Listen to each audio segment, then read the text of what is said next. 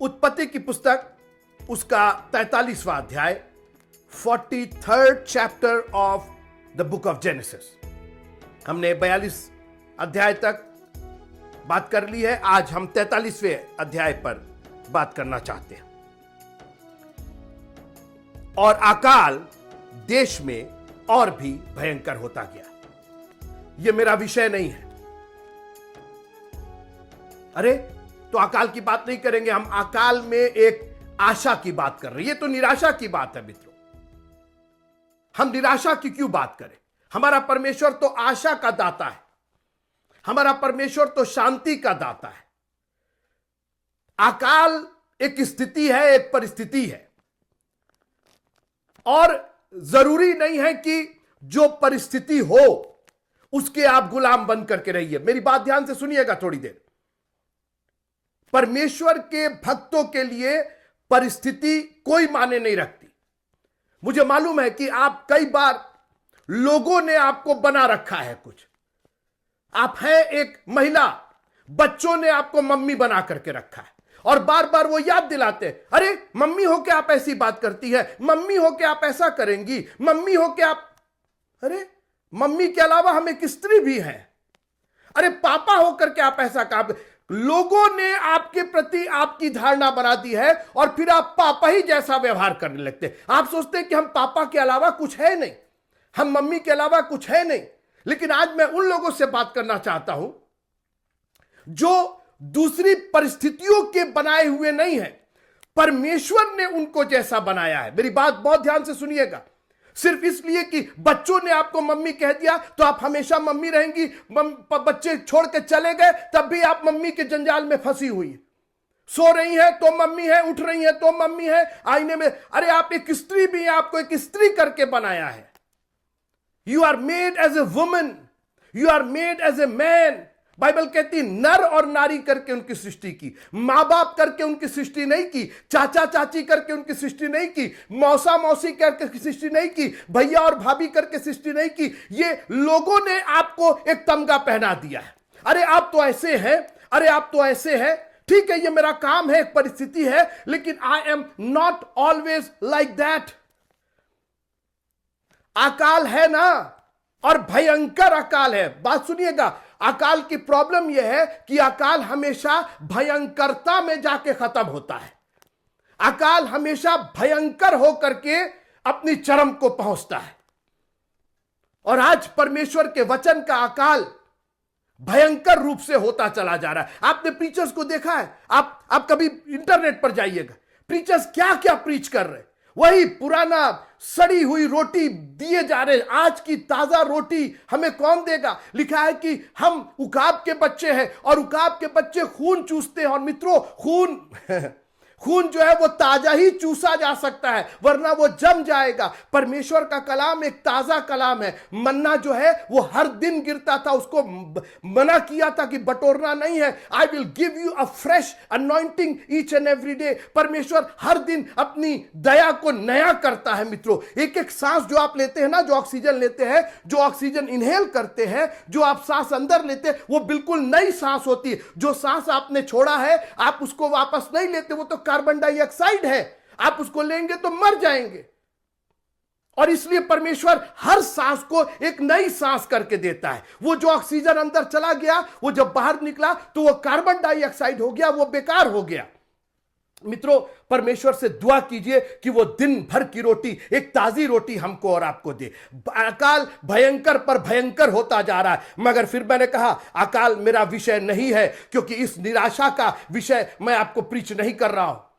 मैं इस हताशा का, मैं ये डरावना विषय नहीं प्रीच कर रहा हूं। I am going to give you something that you are going to make noise, you are going to make merry, you are going to be happy. आप खुश होंगे, आप नाचेंगे, गाएंगे, उसकी स्तुति और उसकी बड़ाई करेंगे। तो अरे क्या बोल क्या रहे या जी, यही परमेश्वर का कलाम है कि अकाल में वो अंधकार भरे, जब हम अंधकार में पड़े थे, ऐसे समय में उसने ज्योति चमकाई। जब हाहाकार मचा हुआ था, जब पूरी दुनिया नाश हो रही थी, नूह, उसकी वाइफ, उसके बेटे, उसकी बहुएं एंजॉय कर रहे थे, चारों ओर जल का प्रलय था, अकाल था, सारी दुनिया के अकाल था, कुछ लोगों के लिए नहीं था। उसी अकाल में परमेश्वर की सामर्थ निकल करके आ रही है। Hallelujah. Oh I am so excited. मुझको इतना अच्छा लग रहा है ये बात करते हुए कि इस अकाल में परमेश्वर अपनी कुछ महिमा दिखाना चाह रहा है। मित्रों याद रखिएगा, अगर आपकी जिंदगी में अकाल और भयंकर अकाल हो रहा है तो जान रखिएगा कि परमेश्वर कुछ बहुत बड़ा करने पर है। अगर आपकी जिंदगी में गरीबी और भयंकर गरीबी, बीमारी और बीमारी आ रही है, 38 साल के तुम पड़े हो, आज घबराओ नहीं। इस 38 साल के बाद एक ऐसी आशीष तुमको मिलने वाली है जो बरसों तक, जो हजारों साल तक बताई जाएगी। आज भी हम उस 38 साल के, हम उसका नाम तो नहीं जानते, लेकिन उसका उदाहरण आज भी अपने जीवन में लेते। 38 साल से पड़ा हुआ था, वो सोच रहा होगा ये 38 साल वेस्ट चले गए। नहीं मित्रों, उसी 38 साल को परमेश्वर ने इस्तेमाल किया ताकि हमारे और आपके लिए उदाहरण हो कि 38 साल का बीमार भी ठीक हो सकता है, 4 दिन का मुर्दा भी। लोग हताश थे, लोग निराश थे, यहां तक कि यीशु के आंसू बहने लगे, मगर यीशु ने उस 4 दिन की निराशा को एक ऐसी आशा में तब्दील किया जो लोगों को यकीन नहीं था कभी। और आज मैं आपको आशा देना चाहता हूं कि इस भयंकर अकाल में एक बड़ी खूबसूरत बात हुई। थोड़ी देर आप मेरे साथ रहिएगा और मैं खत्म करना चाहता हूं। परमेश्वर का कलाम बहुत गंभीर है मित्रों। यह कलाम एक ऐसा, मैं क्या बताऊं, खजाने का एक ऐसा स्रोत है ना, आप बटोरते रह जाइएगा और आप उसका था नहीं पाएंगे। लिखा है कि वो दया का सागर और क्षमा की खानी है। खोदिए ना कितना खोदना है, डूबिए ना कितना डूबना है, परमेश्वर के पास भरपूरी के साथ है। आप कहिए आगे बढ़िए ना। आप, मैं इसलिए नहीं पढ़ पा रहा हूं, मैं इतना एक्साइटेड हूं, मैं अकाल की चर्चा बार बार करने लग रहा हूं। इस भयंकर अकाल में आपको क्या मिलेगा? अन्न नहीं है, लोग तड़प रहे हैं, लोग मर रहे हैं। मित्रों, अकाल अच्छी चीज नहीं होती है। अकाल में खाना पीना खत्म हो जाता है, और अकाल ही नहीं था, भयंकर अकाल था। क्या हो गया इस अकाल में? हो क्या गया? एक विषय जो, देखिए, हम लोग उत्पत्ति की पुस्तक का अध्ययन कर रहे हैं और इसमें एक विषय पेंडिंग था जो बचा हुआ था। 38वां अध्याय उत्पत्ति का, वहां पर एक व्यक्ति का जिक्र आया। हम लोगों ने बात किया था कि यूसुफ के बारे में बात करते करते एक आए कि 38वां अध्याय कहां से आ गया। पता नहीं आपको याद है कि नहीं याद है, मुझको तो याद है, क्योंकि मैं परमेश्वर का अध्ययन बहुत गंभीरता के साथ अपने हृदय में रखता हूं, उसको अपने मनों में रख छोड़ता हूं, क्योंकि मुझको मालूम है कि यह परमेश्वर का कलाम मेरी जिंदगी का सबसे बहुमूल्य कलाम है, सबसे बहुमूल्य वस्तु है मेरे लिए। 38वें अध्याय में, हम तो 43वें में है ना, 38 चैप्टर ऑफ जेनेसिस, वहां पर एक विषय था जो पेंडिंग था, जो अभी तक अटका हुआ था, अभी पूर्ण नहीं हुआ था। आइए देखते हैं, केवल एक लाइन देखेंगे। उत्पत्ति का 38वां अध्याय पलट लीजिएगा, अपनी बाइबलों में पलट लीजिएगा। 38 chapter of the book of genesis. मैं बस एक ही लाइन पढ़ूंगा। उन्हीं दिनों में ऐसा हुआ कि यहूदा अपने भाइयों के पास से चला गया और हीरा नाम एक अदुल्लाम वासी पुरुष के पास डेरा किया। मैं उत्पत्ति का 38वां अध्याय और उसकी पहली आयत पढ़ रहा हूं। उन्हीं दिनों में ऐसा हुआ कि यहूदा अपने भाइयों के पास से चला गया और हीरा नाम एक अदुल्लाम वासी पुरुष के पास डेरा किया। वहां यहूदा ने शुआ नाम एक कनानी पुरुष की बेटी को देखा और उसको ब्याह कर उसके पास गया। याकूब का, इस्राएल का एक बेटा था जिसका नाम यहूदा था। और यहूदा का अर्थ पता नहीं आपको याद है कि नहीं, उसका अर्थ होता है स्तुति, प्रशंसा, प्रेज, प्रेज फॉर गॉड, परमेश्वर की स्तुति, परमेश्वर की प्रशंसा। और यहूदा अपनी प्रशंसा से भटक गया, अपने नाम को उसने बिल्कुल धूमिल कर दिया और एक कनानी स्त्री, एक अन्य जाति स्त्री से ब्याह कर लिया। और फिर वो, मैं दोहराना नहीं चाहता हूं, फिर उसकी जिंदगी एक तबाही की जिंदगी हो गई, मगर यहूदा बचा रहा। इस्राएल में यहूदा था। अब आइए उत्पत्ति का 43वां अध्याय। अब जो यहूदा की बात पेंडिंग थी उत्पत्ति के 38वें अध्याय में, वो हम लोगों ने देखा किस तरीके से उसकी जिंदगी कितनी मैसअप हो गई थी। कितना गड़बड़ सड़बड़ हो गया था। एक स्त्री के ब्याह करने से वो स्त्री भी मर गई और 3 बच्चे हुए, तीनों सब उल्टा सीधा हुआ। अपनी बहू के साथ उसने कुकर्म किया, सब बड़े बड़े काम हुए। आपने आपने उसको देखा, हमने सब बात किया था उसको। अब देखिए यहां पर अकाल भयंकर हो गया। मैं सिर्फ एक ही पद पढ़ूंगा इसके अंदर। अकाल भयंकर हो गया। याकूब ने, यहूदा ने, कहते इस्राएल ने अपने बच्चों से कहा कि जाकर के फिर से अनाज ले आओ। इसके पहले हमने 42वें अध्याय में देख लिया कि किस तरीके से जाते हैं और यूसुफ उनको किस तरीके से टेस्ट करता है। अब अनाज खत्म हो गया है। याकूब कहता है कि जाओ, फिर जाओ। यहूदा खड़ा होता, उसने कहा कि पापा हम जा नहीं पाएंगे। क्यों नहीं जा पाएंगे? इसलिए कि उस पुरुष ने, क्योंकि अभी तक मालूम नहीं था इनको कि वो यूसुफ है, तो उस देश के अधिकारी, उस देश का प्रधानमंत्री, उस पुरुष ने हमसे कहा है, हमसे पूछा कि पापा जिंदा है, तुम लोग के पापा जिंदा है? जिंदा है। और कौन है घर में? तो एक छोटा भाई है। क्या नाम है उसका? बेंजामिन उसका नाम है, बिन्यामीन उसका नाम है। अच्छा, तो वो कहां रहता है? वो पापा के साथ रहता है। अगली बार जब आओगे, यूसुफ ने कहा था, अगली बार जब आओगे तो अपने छोटे भाई के बिना मत आना। वाह, अब ये क्या हो गया? इसको छोटे भाई से क्या मतलब हो गया? ध्यान दीजिएगा मित्रों, ये एक बड़ी ब्यूटीफुल, एक बहुत ही खूबसूरत भविष्य की कहानी, आत्मिक रूप से किस तरीके से यूसुफ यीशु मसीह का आत्मिक स्वरूप और बिन्यामीन के रूप में एक दूसरा स्वरूप यहां पर उभर करके आता है। यहूदा का एक दूसरा स्वरूप उभर के आता है। ये तीनों कैरेक्टर, ये तीनों चरित्र जो है वो आत्मिक रूप से हमसे और आपसे कहीं ना कहीं जुड़े हुए। अब सुनते जाइए। तो यहूदा ने कहा कि हम जा नहीं पाएंगे, हमको बिन्यामीन को ले जाना पड़ेगा। याकूब ने कहा, अरे क्या कर रहे हो? ये मेरे बुढ़ापे का पुत्र है। क्योंकि राहेल से 2 ही पुत्र हुए थे, यूसुफ और बिन्यामीन, और वो राहेल को बहुत प्यार करता था। यूसुफ तो पहले ही जा चुका था, अब बिन्यामीन बचा था और यहूदा उसको प्यार करता था, इतना प्यार करता था, बोला अगर ये नहीं रहेगा हम मर जाएंगे, अधोलोक में जिंदे जी अधोलोक में उतर जाएंगे। इतना वो निराश हो गया था कि अगर बिन्यामीन, उसने कहा कि अगर बिन्यामीन लौट करके नहीं आया, इसको कोई, तो यूसुफ को तो जो हाल हुआ वो तो सब जान ही रहे, मेरा एक बेटा तो चला ही गया, कहीं बिन्यामीन। सुनते रहिएगा।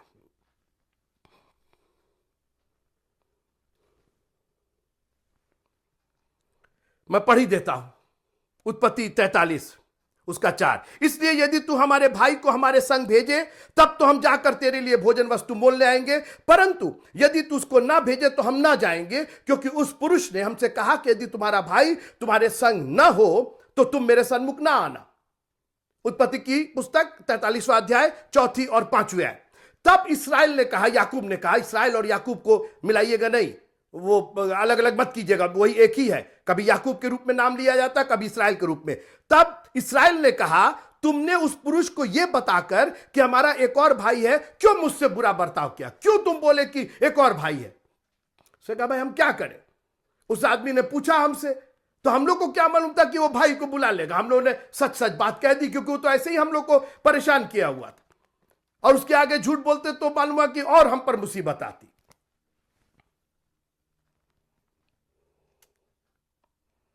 8वां पद में पढ़ता हूं।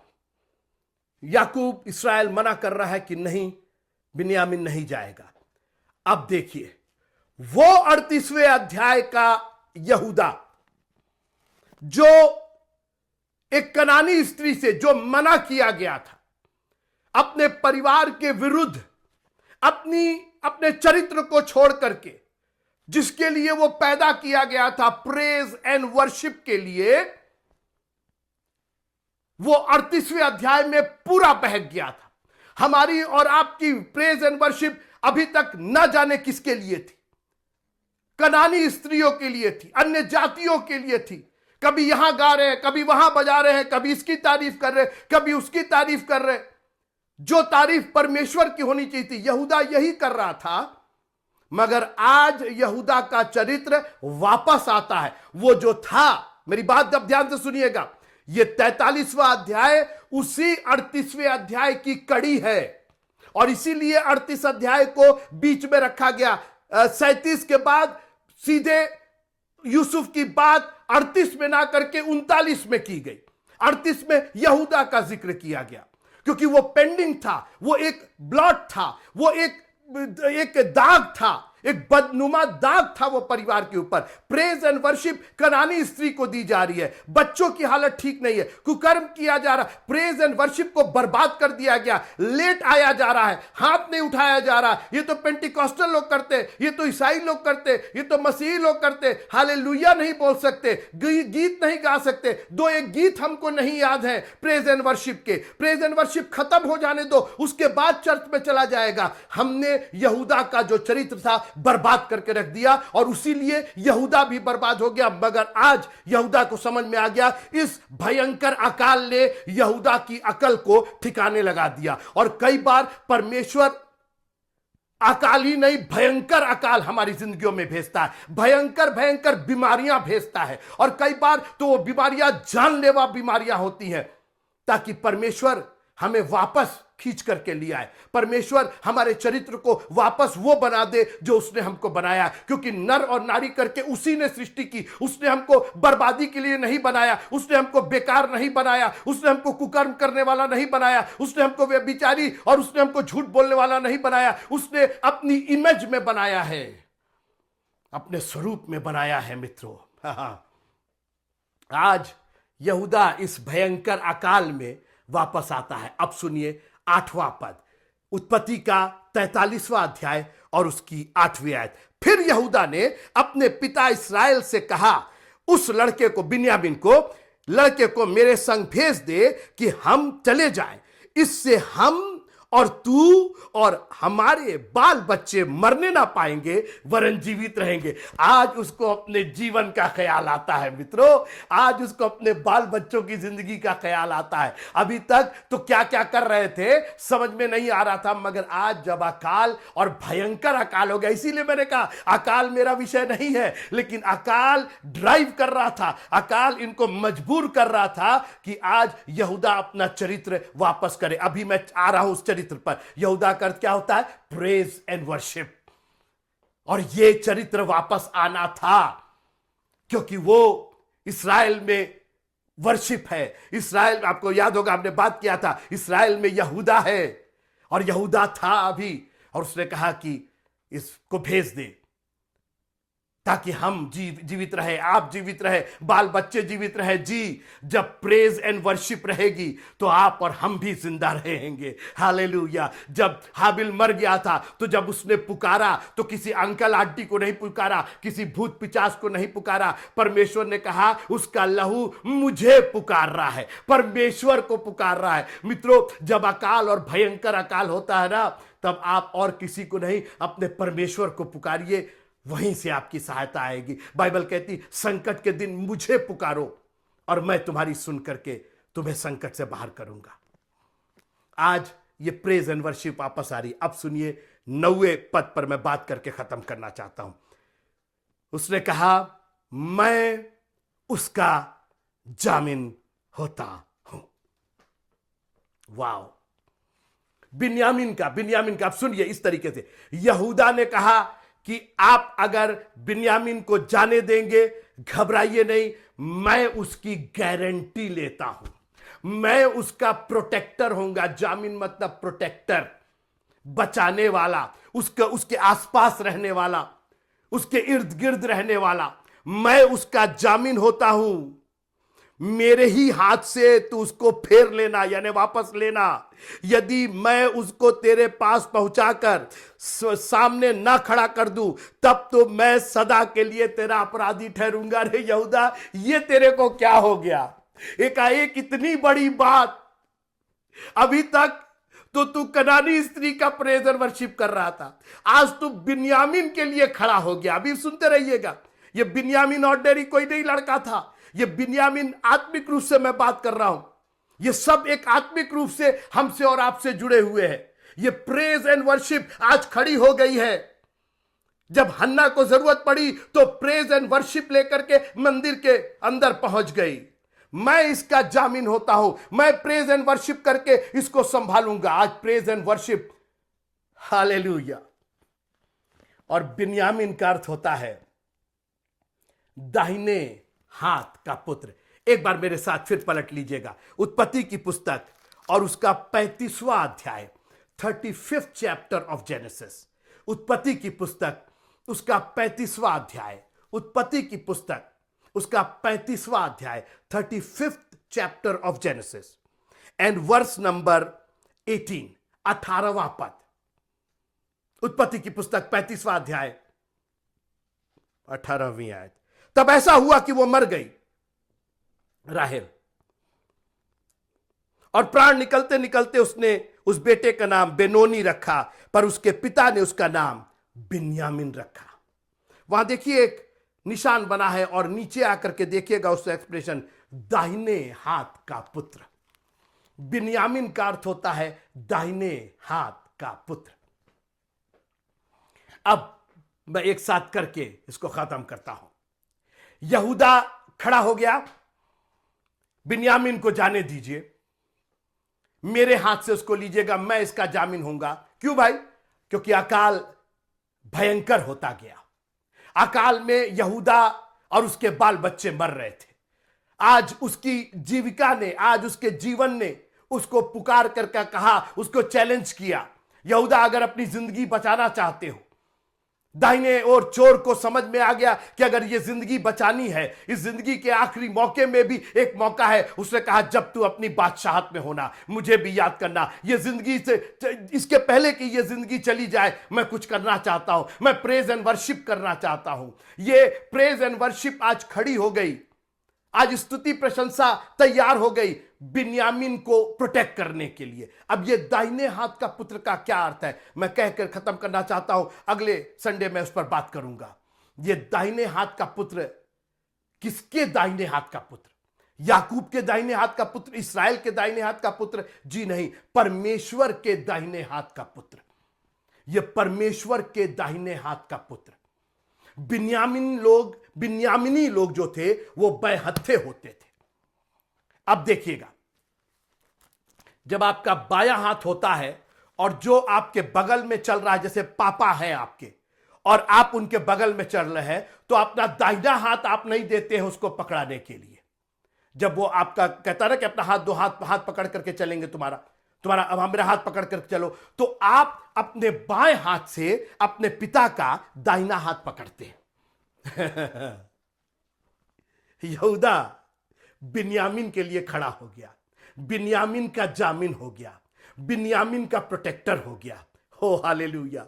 आज स्तुति और प्रशंसा परमेश्वर के दाहिने हाथ को पकड़े हुए है, दाहिने हाथ की प्रशंसा कर रही। मैं दाहिने हाथ पर बात करूंगा, एक बहुत बड़ा विषय है। लिखा है कि उसने दाहिने हाथ से मेरा उद्धार किया। लिखा है कि वो परमेश्वर पिता के दाहिने हाथ पर बैठा हुआ है। वो वहां से जिंदों और मुर्दों का इंसाफ करने आएगा। मित्रों, ये दाहिना हाथ एक बहुत प्रबल हाथ है, एक बहुत उद्धार करता, एक सामर्थी, एक संभालने वाला हाथ है। हम इस पर बाद में बात करेंगे। मगर आज यहूदा वापस अपना कैरेक्टर पाता है। आज प्रेज एंड वर्शिप वापस इस्राएल में आ जाती है। हालेलुया। इसके बाद यहूदा को, इस्राएल को कुछ कहना नहीं पड़ा। जब उसने कहा पापा घबराइए नहीं, इस्राएल तुम घबराओ नहीं, यहूदा तुम घबराओ नहीं, आज स्तुति और प्रशंसा खड़ी हो गई है। We will praise and we will worship the almighty God. We are going to worship his right hand. हम उसके दाहिने हाथ की प्रशंसा करेंगे, हम उसका गुणानुवाद करेंगे, क्योंकि उसके